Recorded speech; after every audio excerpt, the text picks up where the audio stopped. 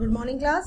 बेटा आज हम जो चैप्टर है हमारा 4 कार्बन एंड इट्स कंपाउंड्स, उसमें वर्सेटाइल नेचर ऑफ कार्बन के बारे में स्टडी करेंगे। तो व्हाट डज इट मीन? इससे पहले जो मेरी ऑनलाइन क्लास हुई थी मैंने आप लोगों को उसमें ये समझाया था कि जो कार्बन है उसका जो नेचर है that is very versatile. Versatile मतलब आप अपने आसपास जो भी देखते हैं बेटा उस सब में कार्बन प्रेजेंट है। कार्बन प्रेजेंट अगर उन सब में नहीं होता तो हम ये नहीं कहते। आप अपने कपड़ों में देखिए, बिल्डिंग मटेरियल में देखिए, जो भी आपको आस पास नज़र आ रहा है कहीं भी निगाह दौड़ाइए, फर्नीचर में, खाने में, हर जगह क्या है? कार्बन। तो दैट इज़ वाई हमने क्या किया, कार्बन पढ़ने के लिए हमने उसकी एक ब्रांच ही अलग कर दी and that is known as organic chemistry. उसको हम ऑर्गेनिक केमिस्ट्री कहते हैं, ठीक है। अब जो कार्बन है वो इतने सारा जो डिफरेंट वेराइटी है वो क्यों दिखता है? What is the reason? इस पॉइंट को हम थोड़ा सा इलाबोरेट करेंगे। इस पॉइंट के दो रीजंस हैं। पहला रीज़न है आपका, फर्स्ट रीज़न इज दैट कि जो कार्बन है उसमें कैटेनेशन की प्रॉपर्टी है ना। What is catenation? कैटेनेशन मैंने आपको थोड़ा सा जब बॉन्डिंग के बारे में जिक्र किया था तो समझाया था कि व्हाट इज कैटेनेशन।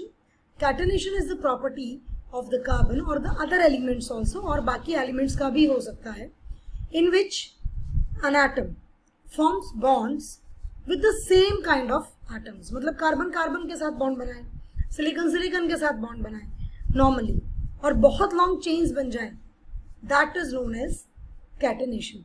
और ग्रुप 14 की ये प्रॉपर्टी है। ग्रुप 14 के जो मेंबर्स हैं उनकी ये प्रॉपर्टी है। हमारी जो पीरियोडिक टेबल है, ग्रुप 14 जो है कार्बन फैमिली है, तो उसकी ये नेचर है कैटेनेशन की प्रॉपर्टी शो करने का। मतलब कार्बन अपने ही जैसे ही कार्बन के साथ जुड़ जाता है और कार्बन कार्बन के साथ जुड़ने के बाद क्या करता है, बहुत लॉन्ग चेन्स बना लेता है, and that is why it is responsible for the formation of large variety of substances in our environment around us, ठीक है। तो this is the first property, ये तो हमारी पहली प्रॉपर्टी है। हम इसको थोड़ा और इलाबोरेट करेंगे।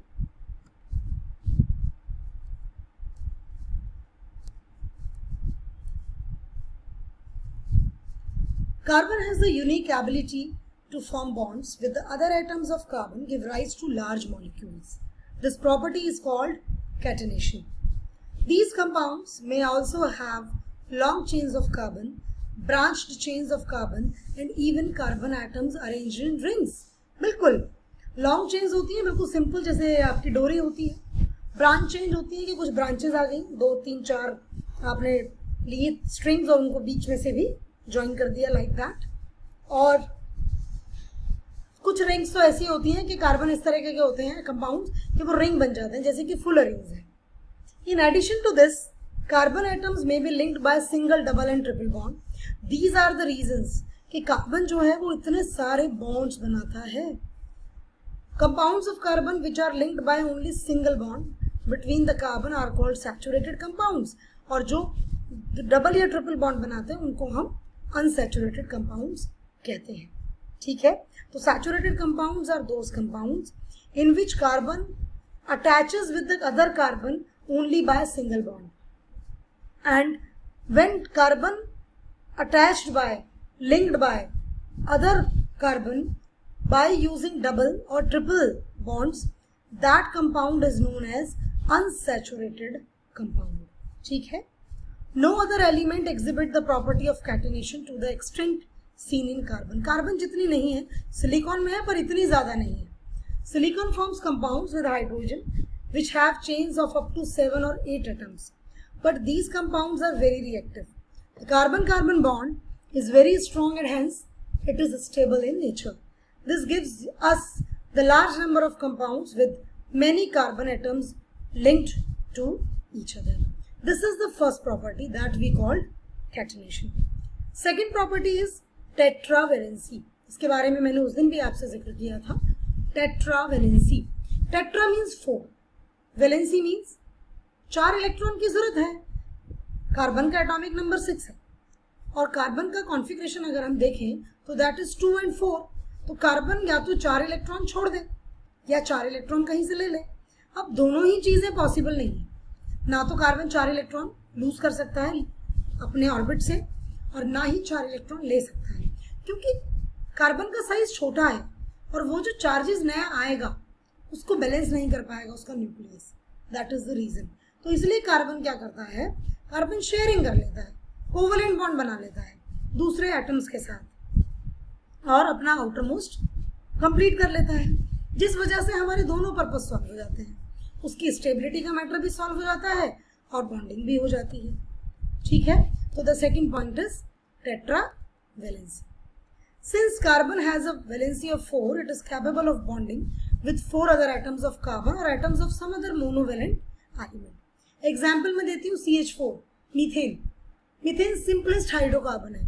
इसमें कार्बन ने 4 हाइड्रोजन के साथ रिएक्शन किया, बॉन्ड्स बनाए, रिएक्शन नहीं कहूंगी, बॉन्ड बनाए, शेयरिंग की और अपना आउटर मोस्ट भी कंप्लीट कर लिया और हाइड्रोजन का भी आउटर मोस्ट कंप्लीट हो गया।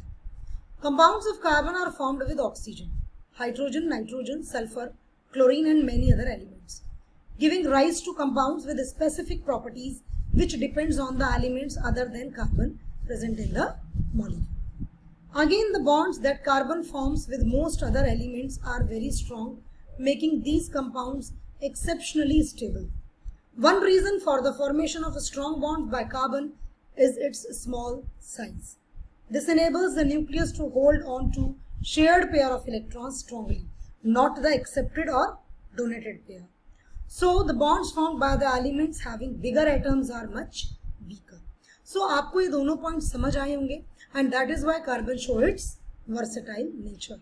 Thanks student, thanks for today.